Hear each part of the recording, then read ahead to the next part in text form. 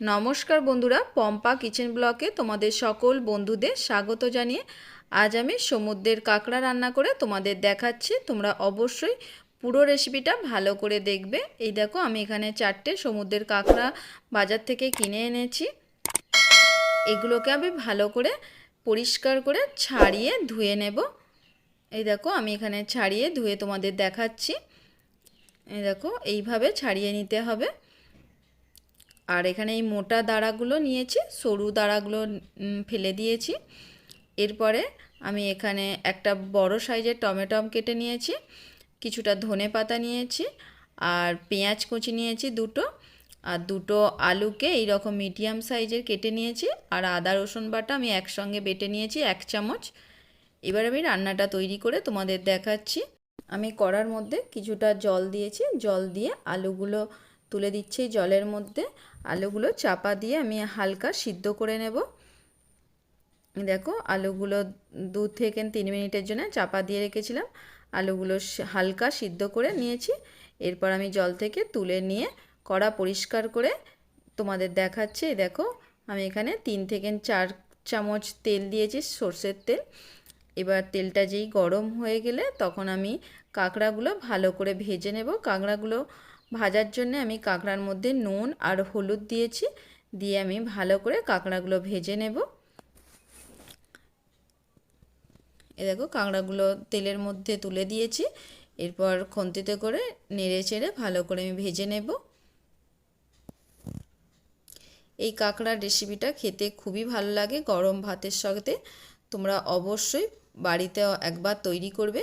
কিভাবে তৈরি করবে এই রেসিপিটা একবার যদি তোমরা পুরো প্রথম থেকে শেষ পর্যন্ত দেখো তাহলেই বুঝতে পারবে, আর বাড়িতে তৈরিও করতে পারবে।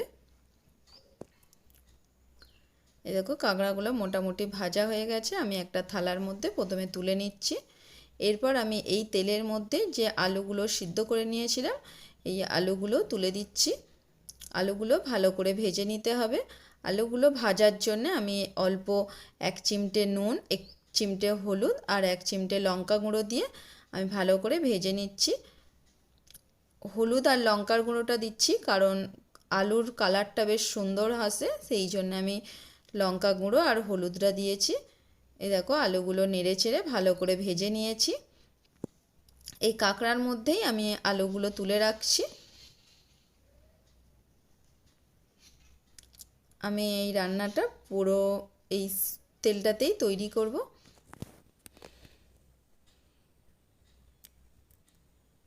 এবার আমি এই আলুগুলো তুলে নিয়েছি।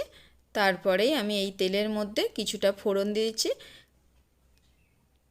ফোড়নেতে দিয়েছি গোটা গরম মশলা আর 2টো তেজপাতা। ফোড়নটা 2-1 নেড়ে নিয়ে আমি পেঁয়াজটা তুলে দিচ্ছি। এখানে যে 2টো পেঁয়াজকে ছোট ছোট করে কেটে নিয়েছিলাম, পেঁয়াজটা ভালো করে ভেজে নিচ্ছি। এই দেখো, পেঁয়াজটা মোটামুটি ভাজা হয়ে গেছে।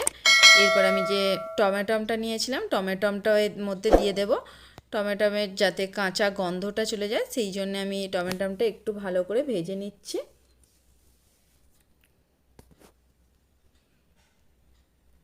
এরকম ভাজতে ভাজতে আমি এখানে আদা রসুন বাটা যে 1 চামচ নিয়েছি, এই আদা রসুন বাটাটাও এর মধ্যে দিয়ে দেব। আদা রসুন বাটাটা দেবার পরে আবার ভালো করে ভেজে নিচ্ছি। কিছুক্ষণ ভাজার পরেই আমি শুকনো মশলাগুলো দিয়ে দেবো এতে কিছুটা। এই দেখো, আমি শুকনো মশলার মধ্যে প্রথমে আমি হলুদ গুঁড়ো দিচ্ছি 1 চামচের বেশি, আর লঙ্কার গুঁড়ো দেবো 1 চামচ। তোমরা তোমাদের যে যেমন ঝালটা পছন্দ করো সেইভাবেই লঙ্কার গুঁড়োটা দেবে। তারপরে আমি নুন দিয়ে দিচ্ছি স্বাদ মতন। তোমরাও অবশ্যই নুনটা স্বাদ মতনই দেবে। এরপরে আমি ধনে গুঁড়ো আর জিরে গুঁড়ো 1/2 চামচ করে দিচ্ছি, দিয়ে আমি ভালো করে মশলাটা এবার কষিয়ে নিচ্ছি। এই সময় গ্যাসের ফ্লেমটা অবশ্যই আস্তে রাখতে হবে, নাহলে মশলাগুলো পুড়ে যেতে পারে। দেখো, টমেটোটা আমি খুন্তিতে করে একটু ভেঙে দিচ্ছি। তোমরা যদি এখানে টমেটো পেস্ট দিতে চাও সেটাও হবে।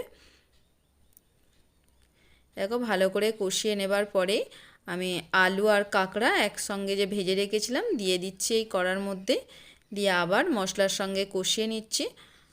একটু দু একবার ভালো করে কষিয়ে নিয়েই আমি জল দিয়ে দেবো এর মধ্যে।